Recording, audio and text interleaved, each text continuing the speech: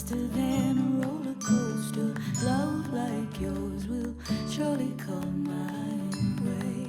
I hate, hate.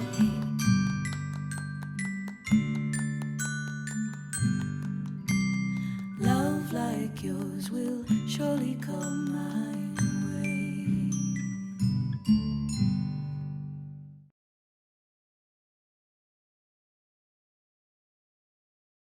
Verizon knows how to build unlimited right. Start with America's most awarded network. I'm on my phone 24/7. Then, for the first time ever, give families more entertainment with Disney Plus, Hulu, and ESPN Plus, now all included. We're a big soccer family. Handmaid's Tale. I love Frozen. Then give families plans to mix and match, so you only pay for what you need. You get so much more than this, a great network. With plans starting at just $35. The network more people rely on gives you more. This is unlimited built right, only on Verizon.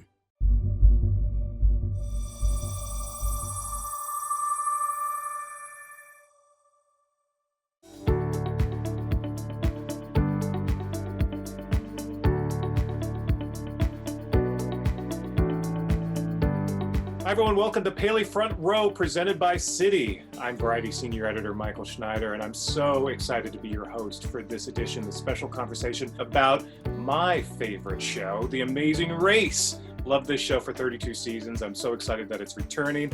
I'm so delighted to be your host for this conversation, celebrating the show and its millionth mile traveled. And thanks, of course, to our Paley Center sponsor, Verizon, for helping us make this event possible.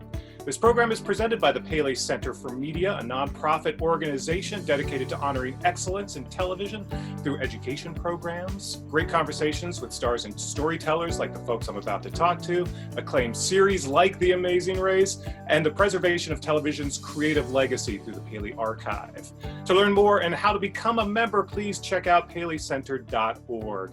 But now, I'm thrilled to welcome the gifted host and the creative team behind The Amazing Race. Of course, the creators of The Amazing Race themselves, Bertram van Munster and Elise Doganieri, and of course, the host, the man, the Feliminator himself, Mr. Phil Keoghan. Nice to see you. So great to see you too. I wish we could do this in person, of course. I hope to see you all again one day in person, but I appreciate you getting on the horn remotely to talk about a show that is all about connection. It's all about being in the world. It's all about seeing things up close. So this has got to be extra tough for all of you. You all live outdoors. You all love to travel. You all love to go places.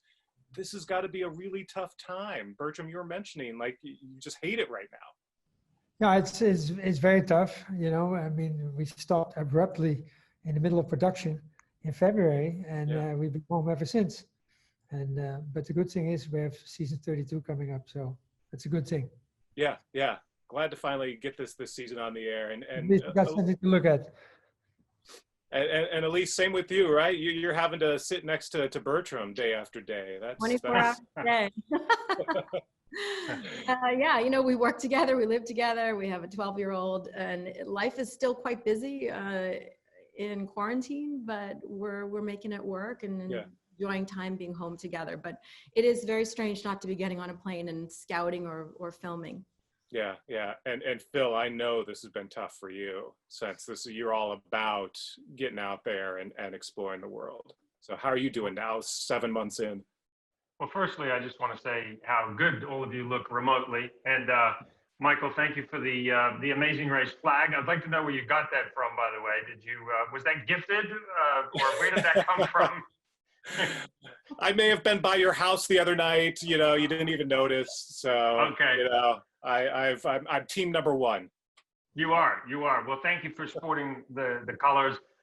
Bertram and Elise, they're not too far away, but they feel a long way away. This is kind of all weird, and you know, all of us travel so much, and you know, I've been talking obviously to Bertram and Elise a lot, and for all of us, it's just very difficult to suddenly put the brakes on. And I've never been in one place and not been on a plane this long since I was 3 years old, and it's just odd. And I hear a plane, I see a plane in the sky, and there's not as many as there were, and it makes me feel like I'm meant to be on the plane.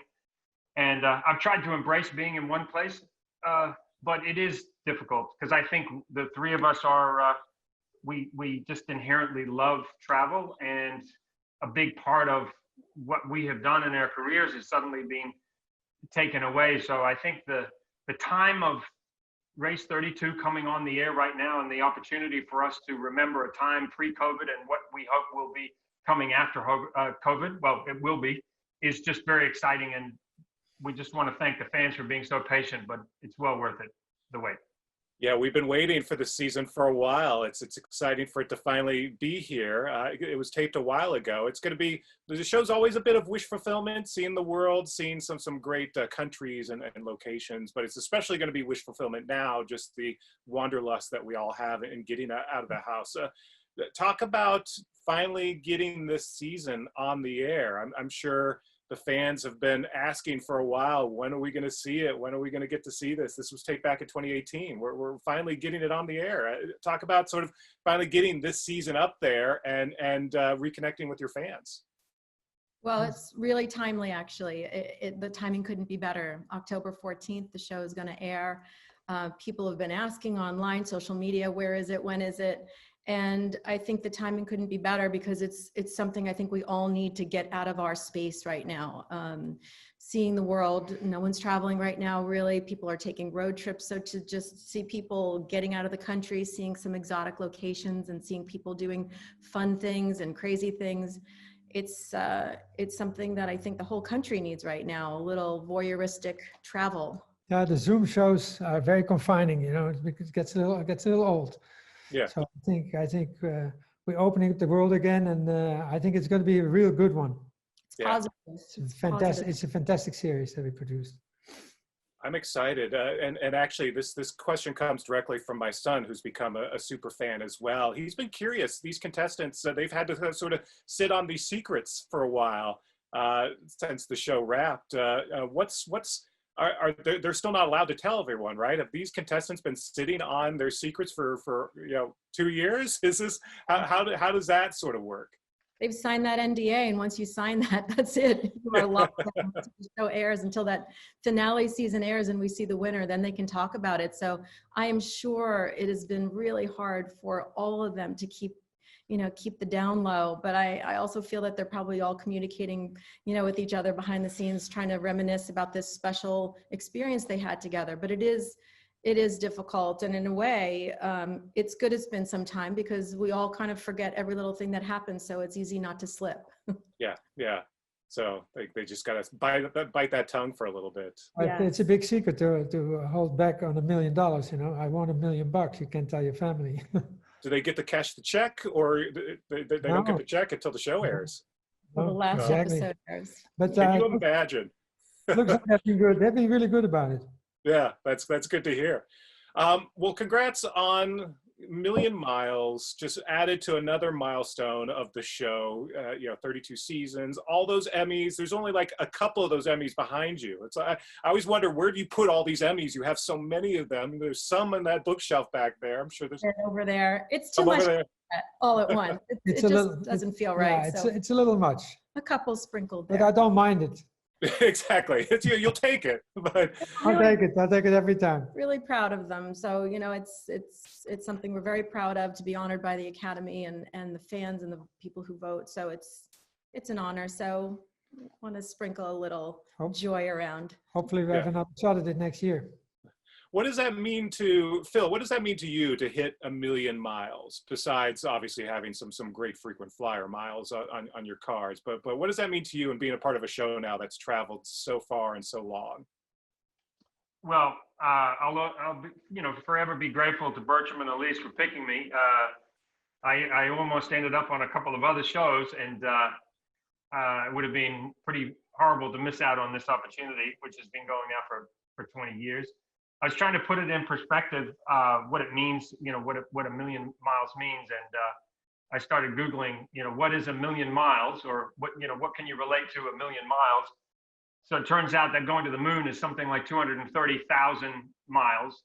So we've traveled to the moon and back twice, and more on Amazing Race. So someone asked me, well, must have been some big celebration that took place for the 1,000,000 miles. And I said, well, to be honest with you, the celebration was the sound of a jet engine in the middle of the night humming away over the Amazon somewhere, and all of us desperately trying to get some rest before we hit the next leg. So there weren't popcorn, there was popcorn, or there wasn't champagne corks popping or anything like that. We were trying to get some sleep. The million miles kind of rolled over. It was only later that we kind of took it all in and realized, wow, that's a long way. Yeah. And it means a lot. It means a lot. And in order to do 1 million miles, I got to do 2 or 3 million because I got to scout. I'm scouting these things. We're preparing everything. We're going around the world several times before we do the million. Yeah, I was going to say you've way surpassed that million miles. It's mind-boggling, and right now I'm happy not to be on an airplane. Actually. Yeah. You needed a little break after 20 years of this. I definitely needed a break. Yeah. Well, I got to say, 20 years in, I feel like, and I've pretty much known all of you since the start of the show. None of you have aged. You all still.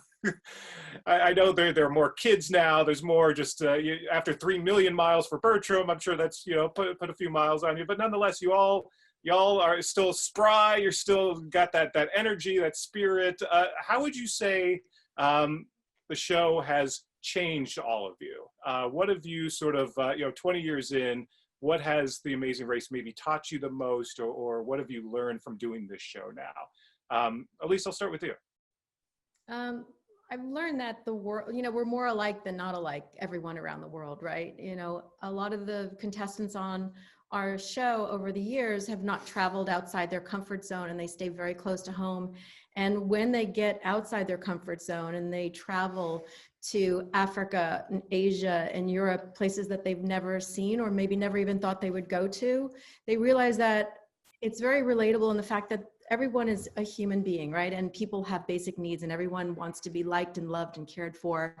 And that I think we're all good people in general. And so what they see is people helping them as they're trying to navigate around the globe, and they see people smiling at them and welcoming them and cheering them on even. And so I just think for me, it's made the world a better place in a way that I feel comfortable to travel anywhere in the world, and I know that I can find somebody that I can relate to, and I will feel at home in their country.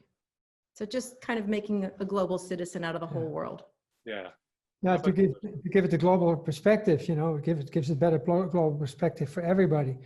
That every place we go to, we've been treated with the greatest respect and the greatest fun. Doesn't matter. I mean, what you see in the news is very different from what we see in our reality and going around the world, where people are very generous, very kind, friendly, helpful, et cetera, et cetera. So yeah. It's been a fantastic lesson.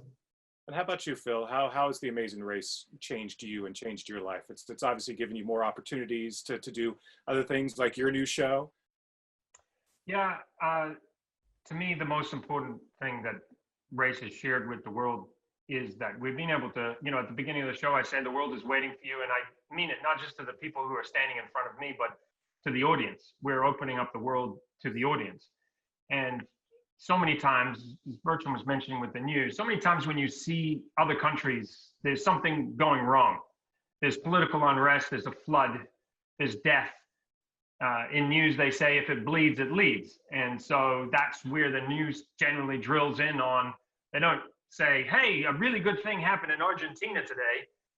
Let's put it in primetime network television. They say in Argentina today, there was political unrest, and that's how they lead. We lead with what's the good things that are happening in a place like Argentina. Look at these amazing people, this amazing culture. We're celebrating what is right instead of what's wrong. So we really are the antithesis of the news lead in a network on a network platform. So I feel like we've opened people's eyes up to what's right in the world instead of what's wrong. And right now, there's so much divisiveness everywhere, not just here in America. We seem to be drilling in on what makes us different. And Amazing Race is always really focused on what makes us the same. As Elise was saying, people everywhere care about their families, having a roof over their head, making sure that they do the best for their children. So we're celebrating what's right in the world instead of what's wrong. And I think we just need more of that, and to have a network primetime platform to be able to share the world and open people's eyes up to the idea that America, as safe as it is not the safest country in the world.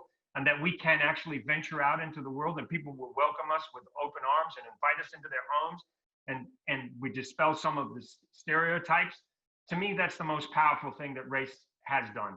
And that's part of the legacy of the show. And to work on something that's not only entertaining, that obviously people love, but to actually have a really powerful message, like a real takeaway, that makes The Amazing Race, to me, very distinctive. Bertram, Elise, would you say that what's interesting is Amazing Race, when it launched, it was right around the time of 9/11. You shot it before 9/11, but then from there, I know like the new challenge was traveling in a post 9/11 world. 20 years later, we now have COVID, and again, the challenge of traveling. But in between, did things get easier over time as the show became more established? Did it get more difficult as rules changed? How would you say sort of the difficulty level changed over the years? That's a big question. There's a lot in there. So yeah, the show aired September 5th, 2001. First season premiered, and then of course the tragedy of September 11th happened days later. And it did change how we traveled because there were less flights. There was more security. Security was really beefed up at all the airports around the world, and just getting our equipment and people through these airports was more challenging. But in a way, for us, I think we all felt safer that things were stepped up because we were traveling so much. And, you know, as far as doing the show, in the very beginning, of course, nobody knew the show. And so it was not as easy to get into some of these countries to film because they had no idea what we wanted to do. And we'd say, we want to run up these steps and we want to go here. All these famous locations like the Taj Mahal and the Colosseum in Rome, and just these iconic locations we wanted to go to. But after time, as the show became more and more popular, people were reaching out to us from countries and film commissions and you know, all of the different travel destinations people wanted you to go to. So people now welcome us with open arms and want us to come because they realize that the show is basically a 1 hour commercial of all the amazing things in their country. But now with, you know, I don't know if security has lessened in airports and countries, maybe just a tad, but not that much. But now with COVID, it's the invisible that you don't know. That's a little bit scarier. So the good thing is we have access. We get access to anything in the world. People know us, they know who we are. It doesn't matter whether, if I want 5 Rolls Royces from the Peninsula Hotel in Hong Kong, they give them to me. If I want to get, I mean, they ask me, can we give you the, so you know, wherever we go, we get received with open arms.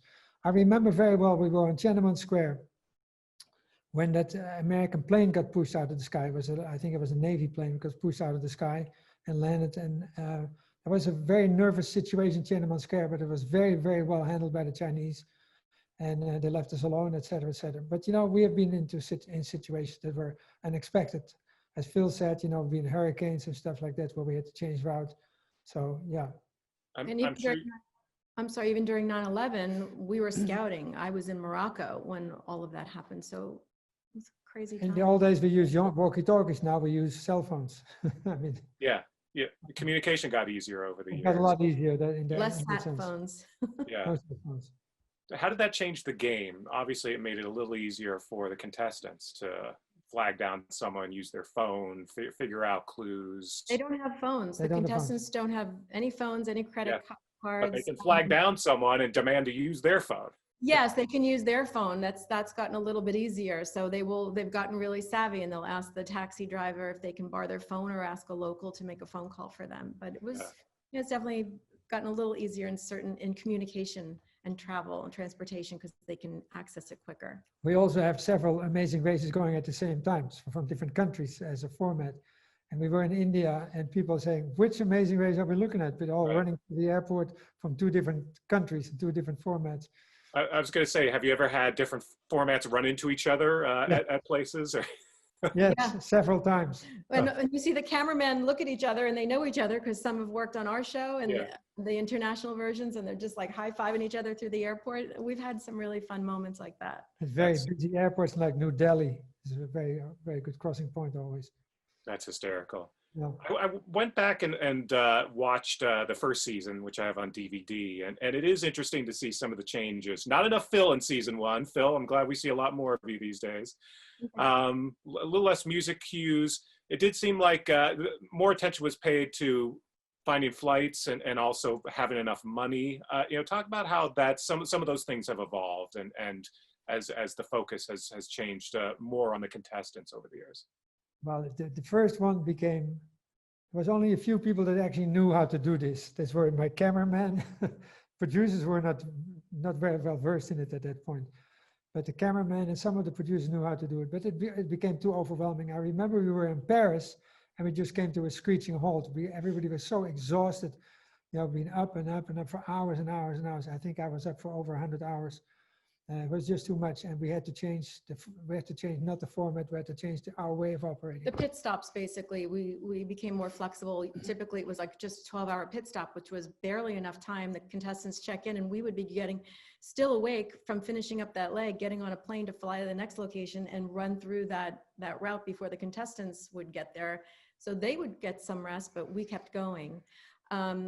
And also, yeah, you're right. There's more music cues in the newer versions. We've thrown in some twists, U-turns didn't exist in the beginning, and, all these different things. We do like these. And the budget was different.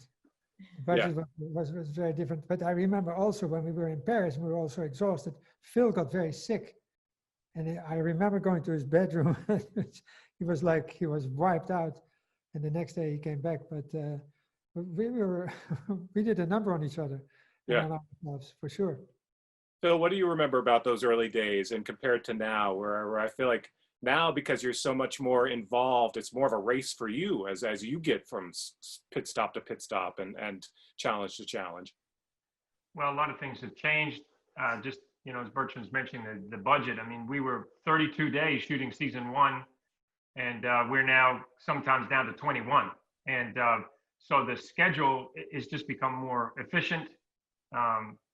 We're just better overall. Like, everybody is just better at doing the show. All of us in our specific jobs. We were doing something that hadn't been done before, and there were a lot of people who doubted that we could do what we were attempting to do. And you speak about the style and the pacing. I mean, everything, the music cues, all of it. In 20 years, 2 decades, you think about that in terms of television time, like how long television has been on, and we're in people's homes. It's a huge chunk of the television history. So we've had to obviously evolve with the pace of how things are cut, and also the savviness of not only the viewer but the contestant.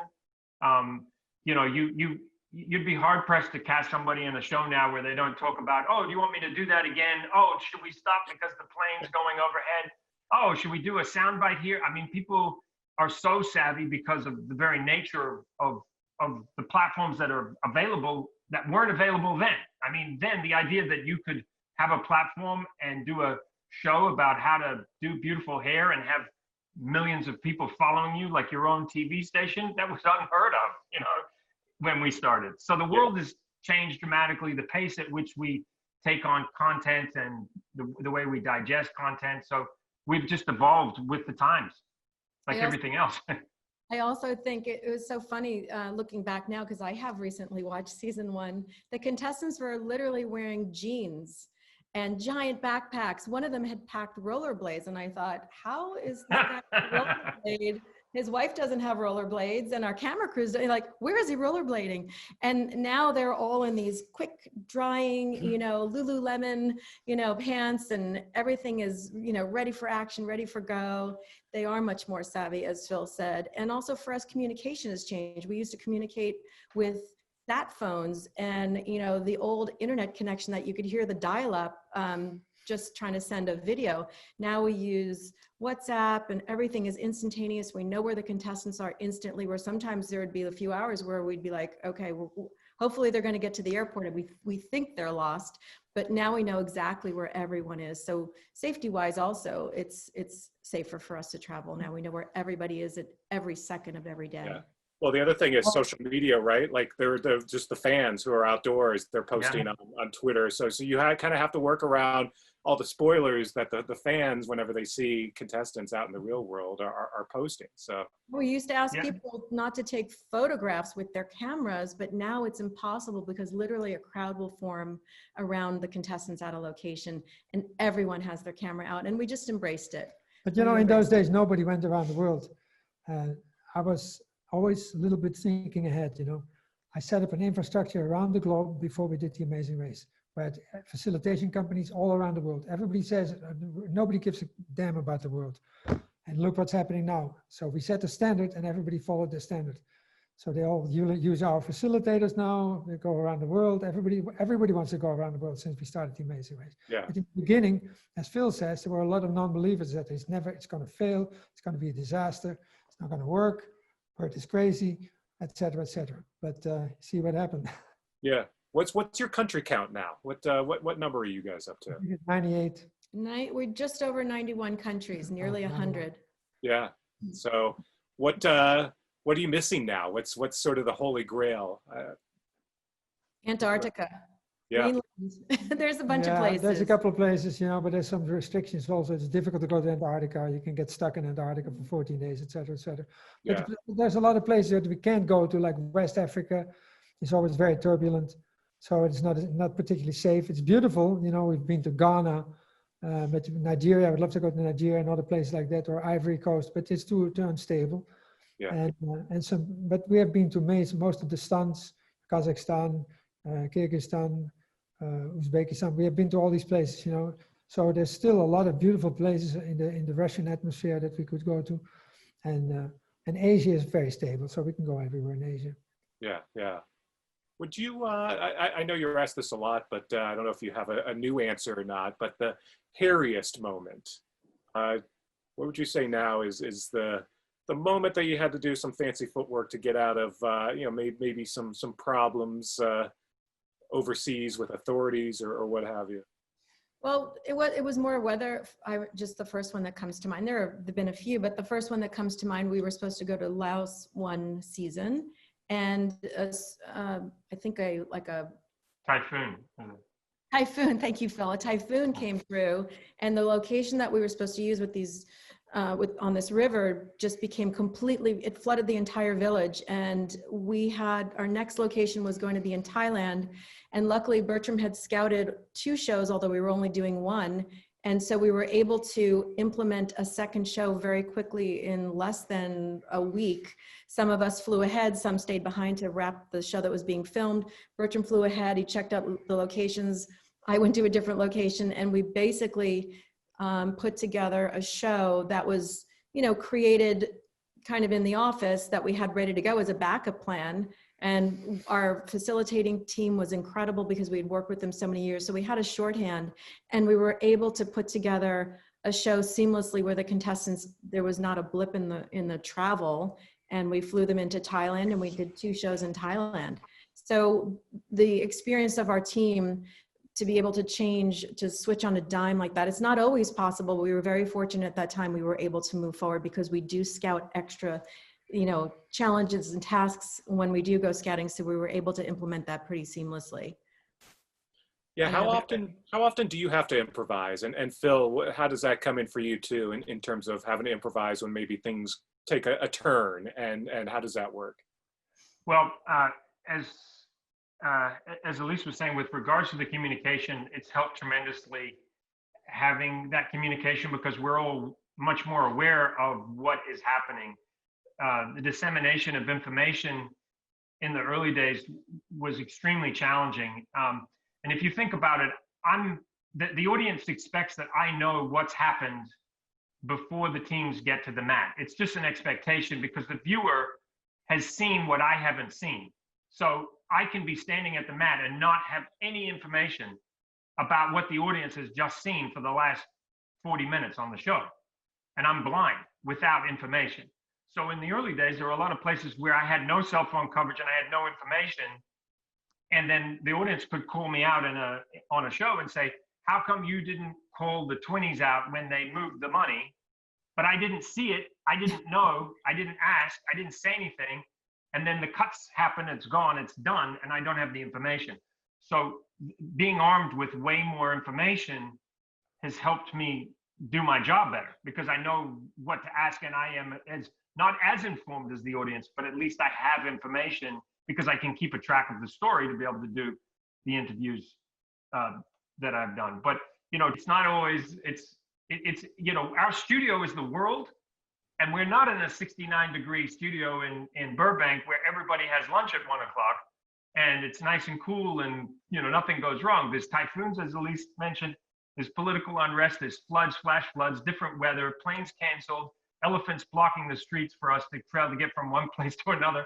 And that's part of what makes the show so exciting, is that we have to all be very light on our feet to be able to adjust and adapt, because it's the nature of making this show. Yeah. Some of the information that goes to Phil gets screamed in his ear by me rudely because I was on the road. Oh, you're always very gentle, Bertram. I run over there. Let's get this thing done real quick. So give me information as quick as you can. But we had a situation in Sri Lanka, so we were supposed to shoot a show in Sri Lanka. Last minute something goes wrong, so we jumped over to the Emirates where we shot another show. So yeah, you have to be.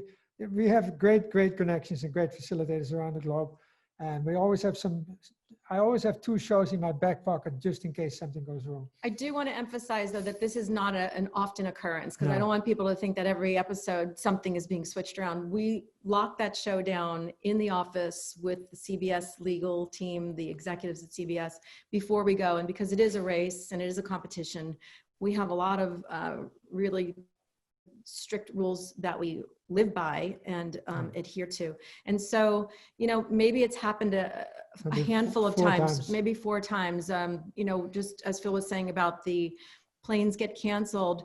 Our contestants got on a flight. I think we were in Austria, or maybe Switzerland. We were in Italy. Italy. We were leaving Italy, going to Switzerland. Yeah, they got on a plane, and our flight got canceled, and we had to take an 8.5-hour train ride. Right. They're flying and we're racing to get ahead of them. So there's moments like that we have, we call it the fast slow. We've got every flight, every train, every bus, every option for contestants and us that we know we can hopefully get on. And we did that, and it was pretty stressful, but we got there in time. Yeah, I remember early on, there were a couple of times where Phil almost didn't make it to the pit stop before the first contestant. Does that still happen every once in a while? Are you still sort of racing to get there, or is it? You would think that a New Zealand passport would get you in everywhere, but I did get held overnight at the airport and immigration in Ukraine, and I slept on a plastic seat. But thank God and I didn't realize that the room they put me in, which had no lights, only near the front of the room, was this large room, like the size of a small gymnasium, and that there were actually people in the back that I couldn't see in the dark. They were sleeping on couches and things. I didn't go back there. I just stayed near the front on these plastic seats. And then the American ambassador or representative in Ukraine happened to be a big Amazing Race fan, and did everything she could to get me out. And I was released early in the morning and went straight to the pit stop, and I did beat the first team. So it was a close one, but yeah. That's that Hollywood glamour right there. Oh, yeah. I think I gave you my neck pillow. Didn't I give you my neck pillow? I threw it to you as you were being locked up. I'm sure you did. And thankfully I keep my chargers with me and my phone and everything, so at least I had communication with the outside world, which was good. I remember in Paris, on the first race, we are driving into Paris on a very rainy early morning, 7 o'clock in the morning, and I look to the left and I see contestants in the taxi getting ahead of me. I remember that. It was pretty scary. They were literally getting ahead of us. How about the first time Phil said go, right? All the contestants are lined up at Bethesda Fountain in New York City, and Phil says go. All of us are standing around saying, that went really well. And they are now running away. And we're just like, oh my God, let's go. We got to go. They're already ahead of us. Right. They were already at the airport before any of us got to the airport. So we realized then the pace at which we were going to be racing with these contestants. This is all very different now. Yeah. Well, Is there any during pit stops, any downtime? Do you ever get to enjoy the cities or the countries that you're in? At least maybe get some good cuisine, or is it just nonstop? it's pretty nonstop, but I would say if we have a longer pit stop, that is when, well, we always go into Clue Copy. We're always having meetings, but there are times when we get to have a nice dinner, or. I remember but one not too much. situation up in the Arctic. Phil invited us for a dinner in a very remote location. It was just snow and one restaurant in the middle of nowhere. It was a very, very expensive dinner. I remember that. That's one I remember. But normally we Still don't. paying for it, I think. Still paying off the credit card. You paid for it. Yeah. Very kind of, Well, we had a bike ride once too. We were stuck in Amsterdam, I think, in between flights or something, and then we had 4 hours to fill at the airport, and you know, Bertram is from the Netherlands, and so they're synonymous with bike riding. I like bike riding, so we all decided, all right, let's go into the city and we'll just get some bikes and ride around for a bit instead of sitting at the airport. And so then Bertram showed us around some of his old neighborhoods, and we went and had a nice lunch. And those moments are few and far between, but very memorable, because it's like we just switch out of race for a moment. Of course, the phone is always nearby, but you know, you remember those moments, because the show is frantic and you never can switch off because there's always something. What, Phil, what would you say are some of the most memorable contestant moments? What sort of still sticks in your head when you think about twists and turns and certain players over the years? Well, I think my, you know, the contestants that I gravitate towards, people say, who are your favorites? My favorites are the ones that are going to give us the best show, ultimately. They're not necessarily people that I would want to have a beer with after the show, but if I know they're bringing us great content, then I like them, because I like that they're giving us content. And, you know, there's been a few times on the mat where I've had like really called people out for not being like really embracing being, you know, savoring this opportunity. And I'm like, you realize how many people want to be on this show? Like, step it up. And just a wake up call to say to them, listen, this is a once in a lifetime opportunity. Now, it happens very rarely, because for the most part, you've got people like the Cowboys and the Globetrotters. I love Dave and Mary, who are the coal miners. Going back to what Elise said earlier, my favorite contestants are the ones that are really fish out of water, who've never owned a passport, who are just wide-eyed and enthusiastic. They're not lackadaisical at all about this opportunity. They see it as more than $1 million, as more than winning, and they just really embrace where they are. They're open to new ideas and new ways of doing things. And that look in their eye when you realize that there's something so special about this opportunity they're being given, you're living vicariously through them, and you realize the audience is going to be doing the same. And those are my favorites. And it happens all the time. It's hard to pick one. I just love to see that look in their eye. Yeah. It's nice. How about you, Elise Bertram? Who are your favorite kind of contestants? Who do you gravitate to in casting? I have to agree, you know, with Phil's that, you know, well, in casting, sometimes you see a different energy, right? But then when they get out on the road, you really see who they truly are. And the contestants that embrace what they're seeing and what they're doing, and have good communication, get along well with each other, but also have a moment where they talk to the taxi driver without shouting at them, and get to try to know some of the people, or greet the children in different villages and places that we go. The people who really take in what they're seeing and what they're experiencing makes me the happiest. And I think you also said what was the most memorable moment. You remember, everybody knows that watermelon moment with Claire and Brooke in England. I was standing right there as it happened.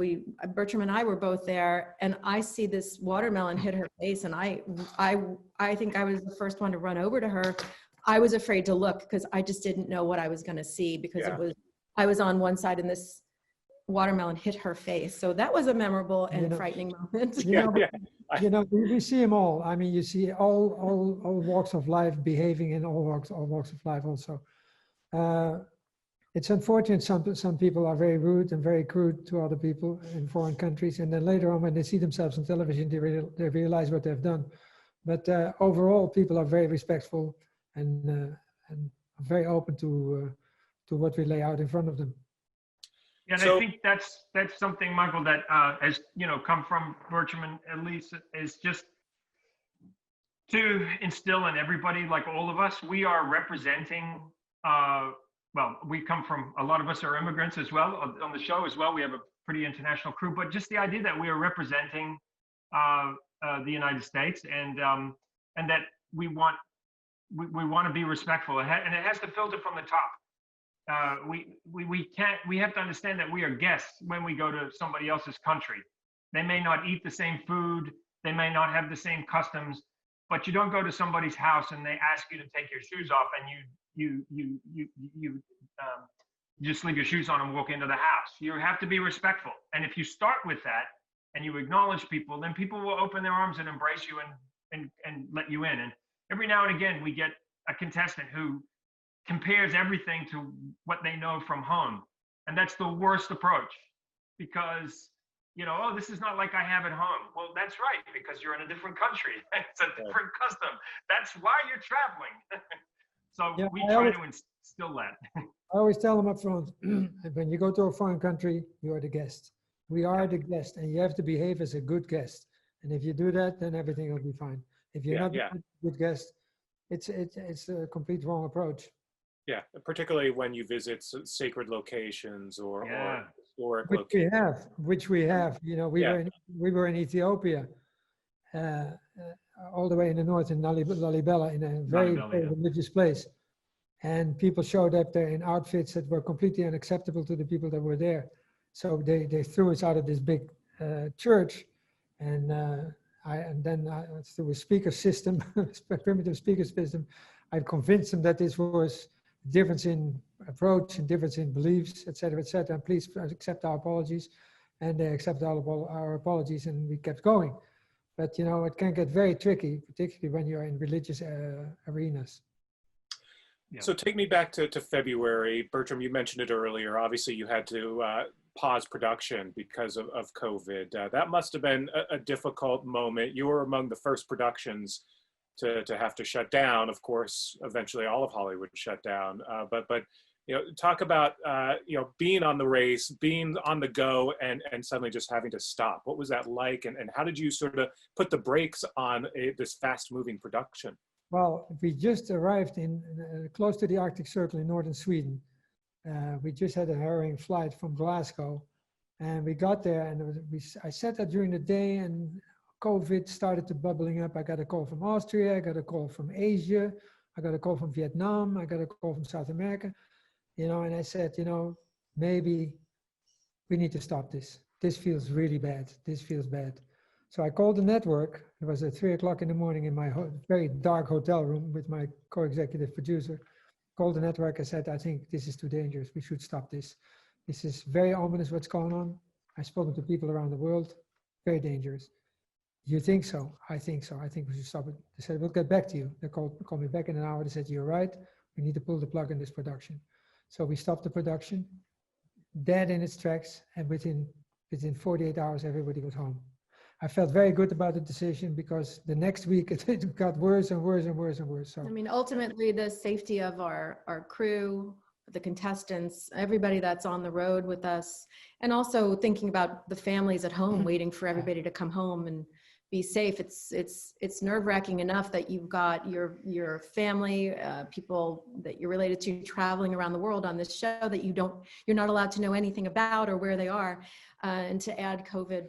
It's an extra layer. I know instinctively this was like Bertram said, we were so lucky to have friends around that. We've made so many connections around the world. People were calling us from all over the world saying, are you guys still out there? And CBS was wonderful with saying, yeah, it's time to come home. We'll continue this at a later date. Yeah. So how will that work when production's ready to resume? You'll fly everyone back to that location, or how will you be able to? We shot the transition already, so we got the transition in the moment. TBD, really. TBD. We're gonna figure it out. We really want to get back out there, but of course, until the numbers come down, until the world is really, okay to travel everywhere internationally, we're on hold until then. But we have a plan. Yeah. the world will be a different place slightly. So that'll be interesting. I mean, this is going to be a very interesting season to see you documented in sort of real time, the world before and the world after. Yeah. This could be a landmark season. Yes. Yeah. For sure. Well, in the meantime, let's talk about season 32 now that we're finally getting to see it. What can you tell me? What give me some spoilers or some hints, some teases on what to expect now that we finally get some race back in our lives. Spoilers. Well, we started in the Hollywood Bowl, and we went to Trinidad and Tobago, was our first location. We made our way down into the Amazon, some fantastic material there. Then further down into South America, and then up into Europe. And then Kazakhstan is one of the countries we went to. It's spectacular. We shot a spectacular show in Kazakhstan. The Any first show is, new twists that you can share? no, not really. Unless Phil has one you want to share. Do you want to? Well, no, I was just going to say, that's a question we get a lot. And, Yeah. And I think it's because the show's been on for so long that it's sort of like, okay, tell me something new. But you have to remember, and you know, the three of us agree on this. The show, the twist of the show is where we go and what we do and who we go there to do it with. That's the twist. And Yeah. so what other show changes the stage every single time? American Idol, any of these big shows, they're great shows, big stage shows. They go to the same place, they put new people in the same place. It works for a lot of these shows. Our show never is in the same place with different people. We change the places, we change the faces, we change what they do. And so that's the twist. And it's, you know, goes back to the format that Bertram and Elise created 20 something years ago. So now when people ask me that, I go, the twist is the Amazing Race. That is the twist. It's new faces and new places make for amazing races. That's it. That's the twist. We can tweak and twiddle everything, but at the end of the day, that's why the show's amazing. Exactly. As long as the Phil eyebrow is still there, then that's. No, but every show is a handmade product. It's every show that we do out of 12 shows every season. Every show is completely different from the one prior. Different country, different location, different atmosphere, different weather, different food, different everything. Yeah.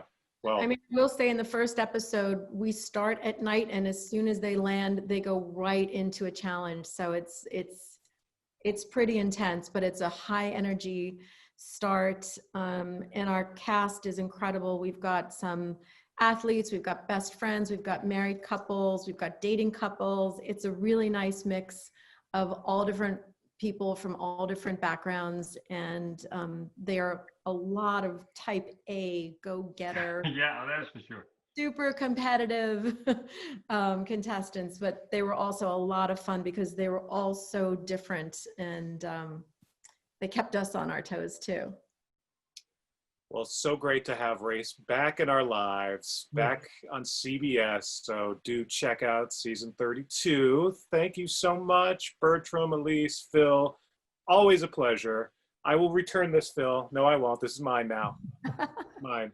I'm very impressed that you did say at the beginning, my favorite show. You said that, right? Hey, you know, not every show has a host like Phil Keoghan. So.